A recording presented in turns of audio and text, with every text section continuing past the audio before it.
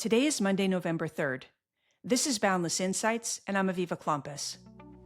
On October 7, 2023, Hamas terrorists stormed Kibbutz Be'eri, shattering the peaceful life Eli Sharabi had built with his wife Liane and their two teenage daughters, Noya and Yahel.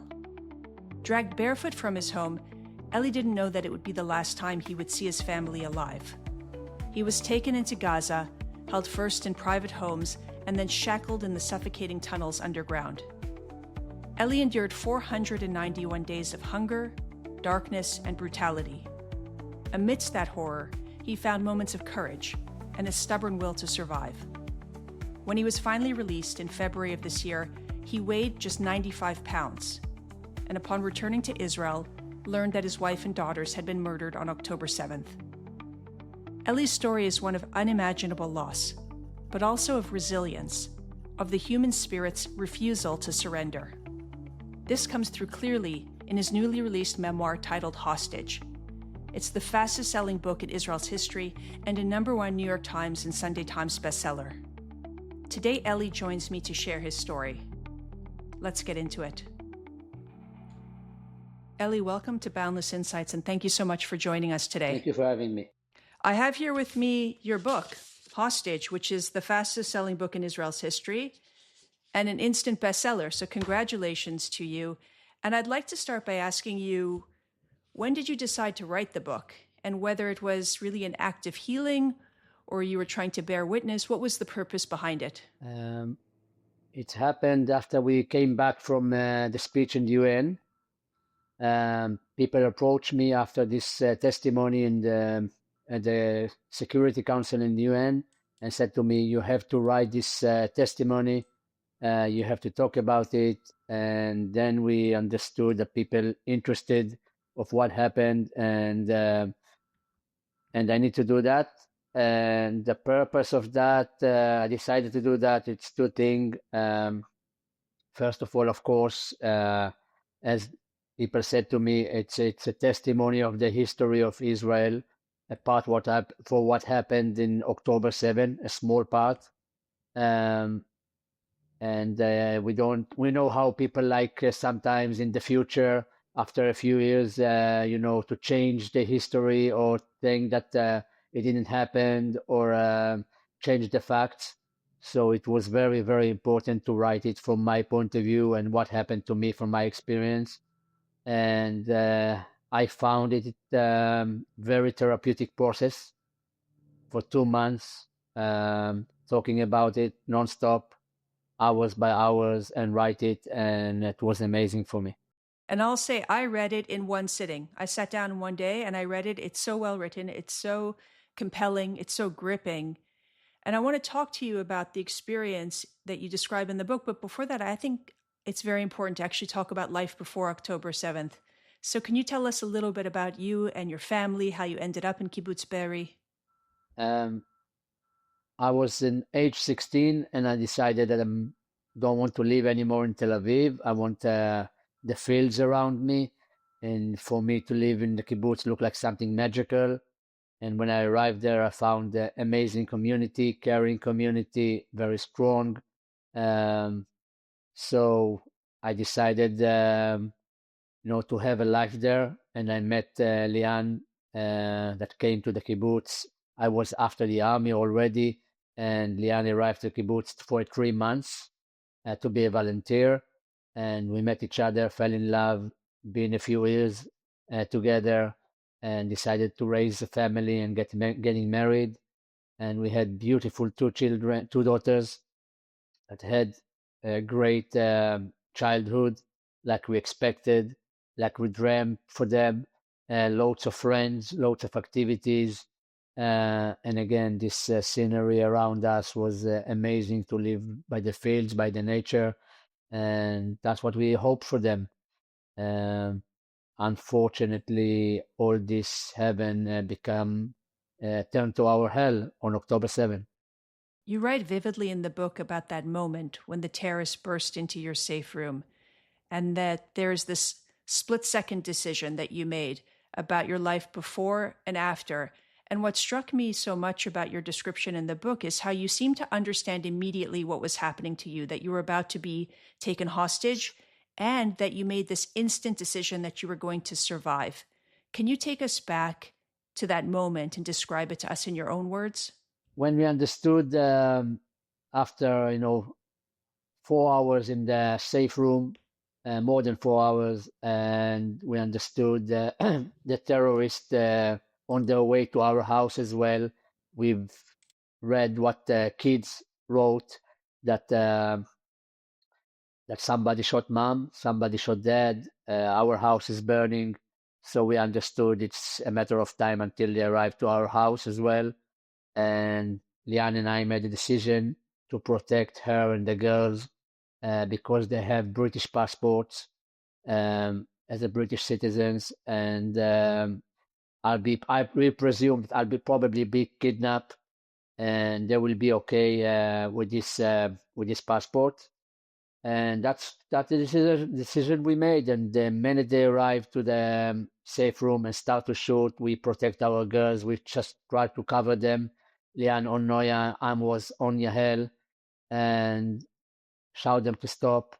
And immediately after that, shout them that they have a British passport. And it was all calm in the house. And after 3 minutes, something like that, um, understood Arabic, so I understood they are going to take me from the house. And that was the minute I understood I'm going to be kidnapped. I shouted to my girls, um, "Don't worry, I'll come back." And they took me out of the house. That was the last time I've seen Liane and the girls. And you write in the book that Leanne pulled out the British passports to actually show them to give Yes, proof. amazing. It just shows that they don't have any boundaries. It doesn't really matter if it's Israelis or British or German or American. They don't care. Nepalese or Thai, it didn't matter what It your didn't religion really was, matter to Jewish, them Christian, at all. Muslim. And it was actually was kind of funny when the terrorist said to Korn, that was with me, the Thai guy that was with me for 52 days, he said to him, it's an error that somebody kidnapped you, but this error happened more than 30 times, because there have been 30 Thai workers in captivity for 50 days, Right. and some of them they've murdered. Um, how can you explain something like that? You spent 491 days as a hostage in the hands of Hamas. And we saw, the whole world saw what you looked like when you came out. And you describe it very vividly in your book. But in that period of time, we're talking about a terrorist organization. We're talking about the sheer brutality. But was there anything about them that actually surprised you? It was a few things that surprised me. First of all, about their ignorance about Israel and Israelis and the life of the Western life.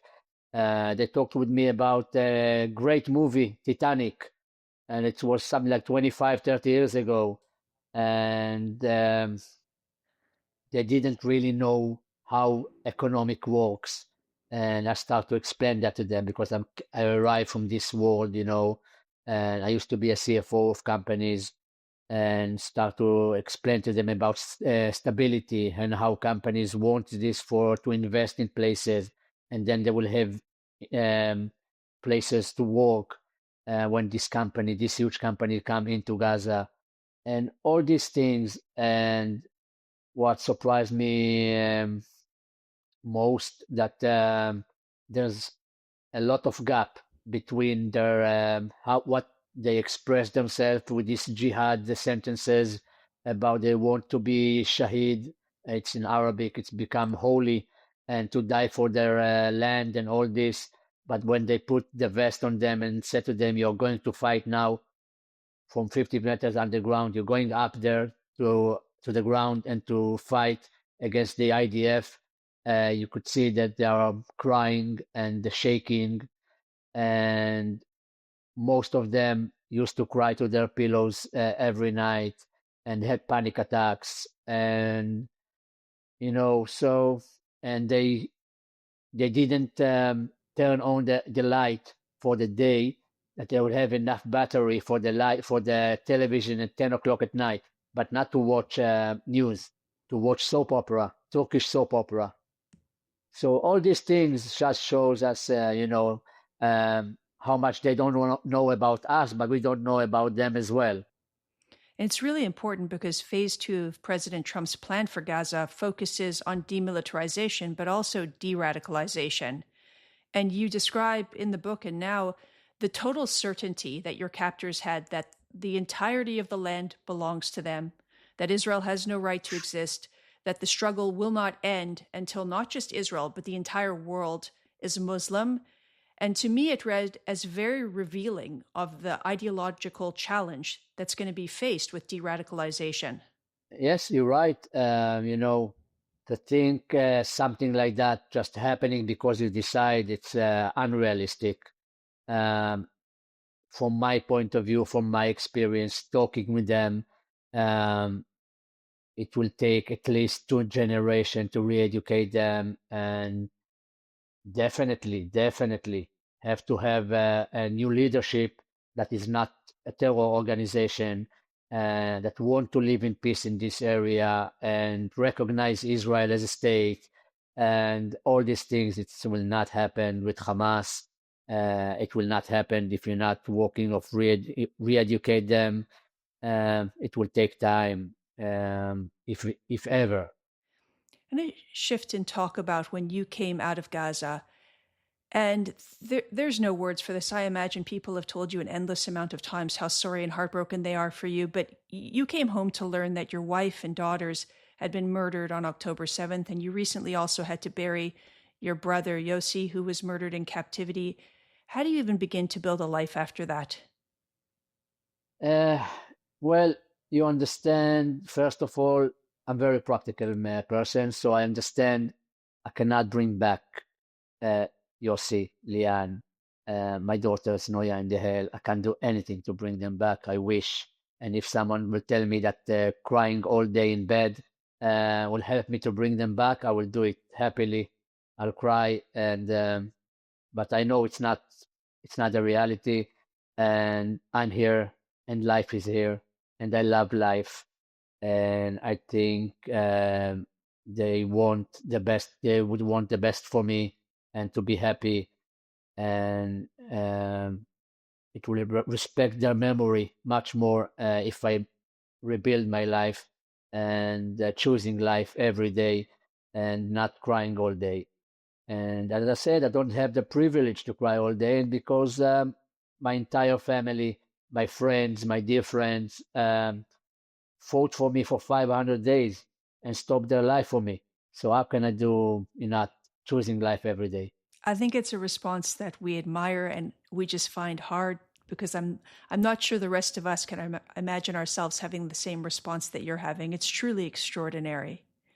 I know that when you came out of captivity, there was also the fight to return the other hostages who have since come home. And you write in your book about the particular bond that you made with Alon Ohel, a young man in his early 20s. And he was also just released from captivity. When you came home, you wanted immediately to go and speak to his family, and they were struck by you knew everything about his life. You knew everything about his family because you had spent so much time talking together. Alon went on to spend another 8 months in captivity. And I wonder what it was like if you were able to go and see him, to speak to him, what the reunion was like. Of course, first of all, he was very surprised. I'm not waiting with his family in this Reim camp, waiting him. And I said to him, "Don't worry, just hug your family for now." And I woke up and then the morning after, and I had a message from his the guy that is belong to the army and is like the connection with the family, and said to me, "Alon wants to meet you." And of course, I've been there. It took me a few hours to arrive to the hospital, and I've been there for him, and we had a great, emotional, amazing meeting. We cried, of course, a lot, and holding hands for an hour just to feel that is real and I'm real. And he's surprised how I look like now. And I was going to say, you look a lot healthier than yes, you did the yes. last So he time he saw said, "You you. look amazing." I didn't really understand why he's saying to me that. And of course, he remembered me like you saw me ended on February 8th, 25. Um, so it was amazing meeting. He told me what happened to him on all these 8 months, what he thought about. And I just said to him, I'm here for him for anything he needs. And we have loads of, you know, plans to do. We promised each other to dive together and that I'll teach him how to make fish. Skydive Not or skydive, scuba scuba dive? diving. Yes, Scuba dive. skydiving is not for me. Scuba diving, we both like scuba diving, and we will do everything we promised to each other. We just need to recover a little bit for more time, taking care of his eye. He need a surgery for on his eye, and I'm sure we'll have time for everything to do together. I love him dearly. I love his family. He has amazing family. The same he told me, you know, like it was exactly what he told me about them.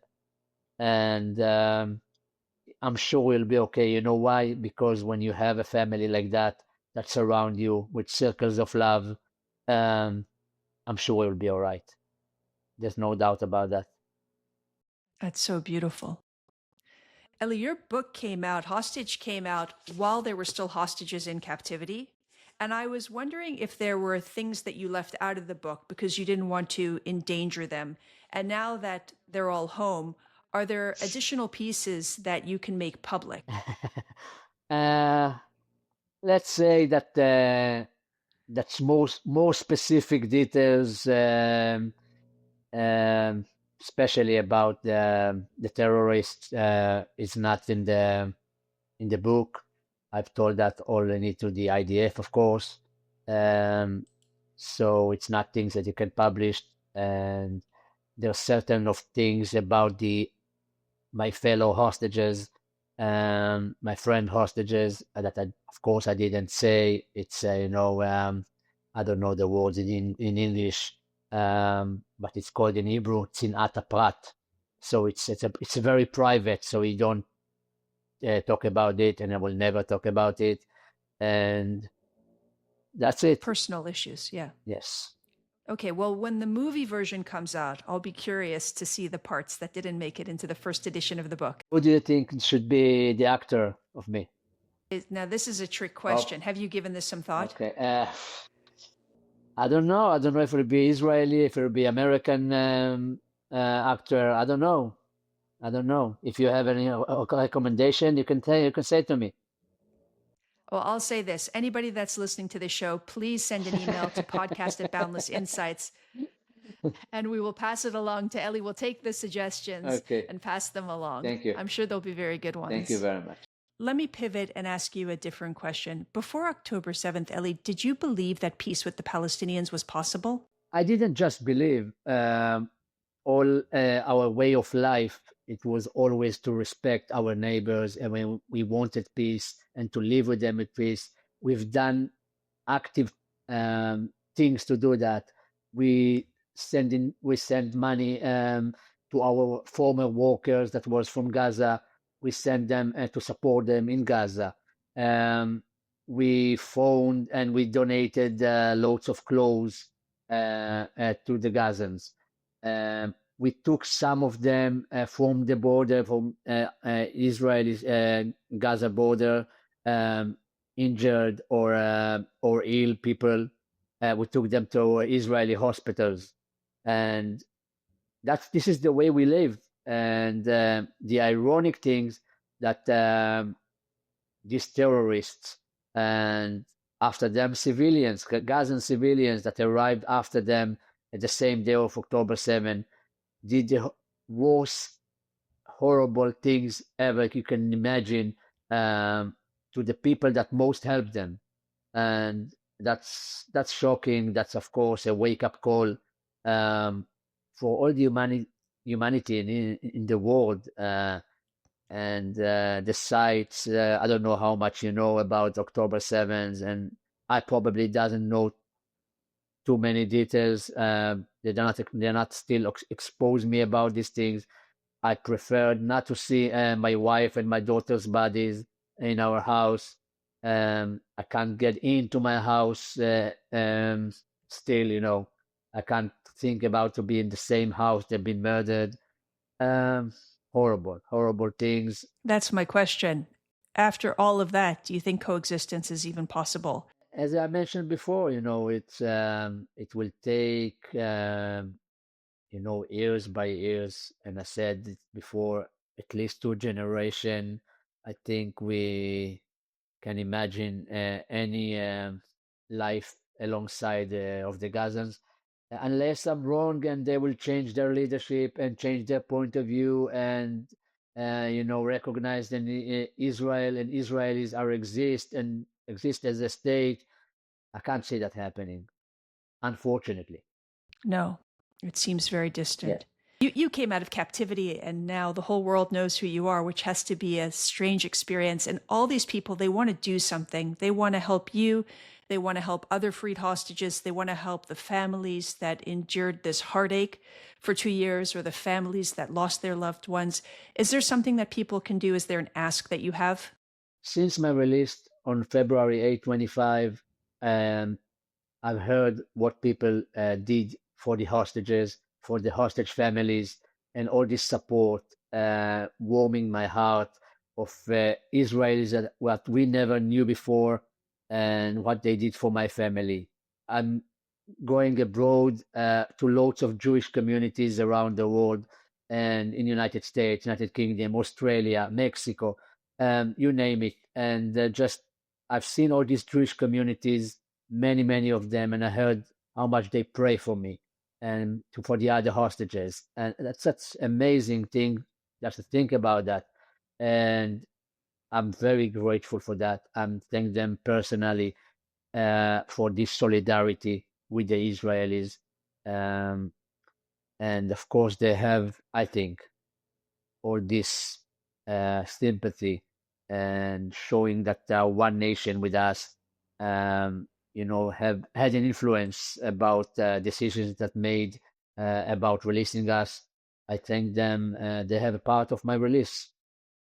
I'll make an additional ask for you, which is that everybody should go and pick up this book, Thank you. Hostage, for two reasons. Exactly as you said, this is part of the story and the history of the state of Israel. It's very important that people know your story.